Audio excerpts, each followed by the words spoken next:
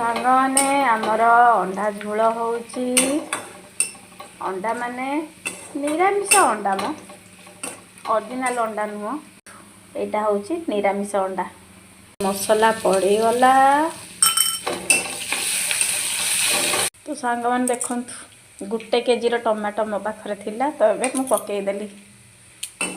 ଏ 1 KG tomato କେମିତି ହେବ ମୁଁ ଜାଣିନି, ତ ଏଇ 1 କେଜିର ଟମାଟୋ ତ ଥିଲା ଆଉ ପକେଇ ଦେଇଛି ଆଉ।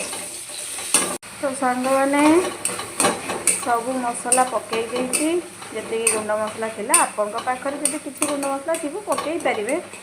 ତ ସାଙ୍ଗମାନେ ମୋର କ'ଣ ଭିଡ଼ିଓ ଭଲ ଲାଗୁନି ଆପଣମାନଙ୍କୁ? ମୋତେ ସବସ୍କ୍ରାଇବ୍ କରୁନାହାନ୍ତି, ସପୋର୍ଟ କରୁନାହାନ୍ତି, ପ୍ଲିଜ୍ ମୋତେ ସବସ୍କ୍ରାଇବ୍ କରନ୍ତୁ।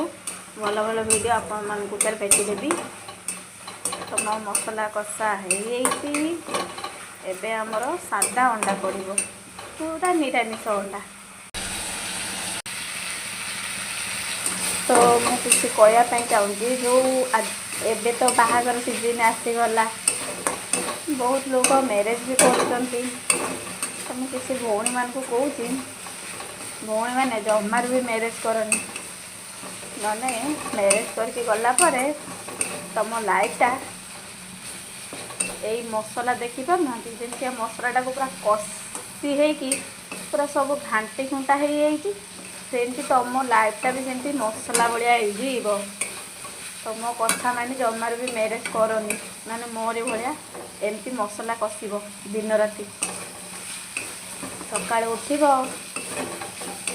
କାମ କରିବ, ଖାଇତେ ଦେବ, ସମସ୍ତଙ୍କ କଥା ବୁଝିବ, ଶାଶୁ ଶ୍ୱଶୁର ଦିଅର ନଣନ୍ଦ, ଏମିତି ମସଲା ଭଳିଆ କଷି ହେଇଯିବ। ତ କେବେ ବି ଲାଇଫ୍ର ମ୍ୟାରେଜ୍ କରନି, ଲାଇଫ୍ଟା ପୁରା ବର୍ବାଦ। ଛାଡ଼, ମୁଁ ମସଲା କଷି ସାରିଲିଣି। ଏବେ ମୁଁ ତରକାରୀଟା ଟିକେ ପକାଇଦିଏ ମୋର ସାଧା ଅଣ୍ଡାକୁ। ତ ଭଉଣୀମାନେ ଯଦି ବାହା ହେବା ପାଇଁ ଚାହୁଁଛ, ତାହେଲେ ଜମାରୁ ବି ବାହା ହୁଅନି। ଯଦି ଖୁସିରେ ରହିବା ପାଇଁ ଚାହୁଁଛ, ତାହେଲେ ଗୋଟେ ଉପାୟ କରନ୍ତୁ, ପାଠ ପଢ଼, ଚାକିରି କର, ପଇସା ଇନକମ୍ କର, ଏନ୍ଜୟ କର। ଜମାରୁ ବି ବାହା ହୁଅନି, ମାନେ ଏମିତି କଷି ହେଇଯିବ ଯେମିତି ଆଳୁ ଆଉ ଏଇଠି ମୋର ଯେଉଁ ସାଧା ଅଣ୍ଡା କଷି ହେଇଯାଇଛି, ସେମିତି ତୁମେମାନେ ବି କଷି ହେଇଯିବ। ଯଦି ମୋ ଭିଡ଼ିଓଟା ଭଲ ଲାଗୁଥିବ, ତାହେଲେ ଭଉଣୀମାନେ ଗୋଟେ ସବସ୍କ୍ରାଇବ୍ କରିବେ ମୋ ଚ୍ୟାନେଲ୍କୁ। ରହୁଛି, ବାଏ ବାଏ। ଲାଇକ୍ କରିବେ, କମେଣ୍ଟ କରିବେ, ସେୟାର କରିବେ, ସବସ୍କ୍ରାଇବ୍ କରିଦେବେ। ରହୁଛି, ବାଏ ବାଏ ବାଏ।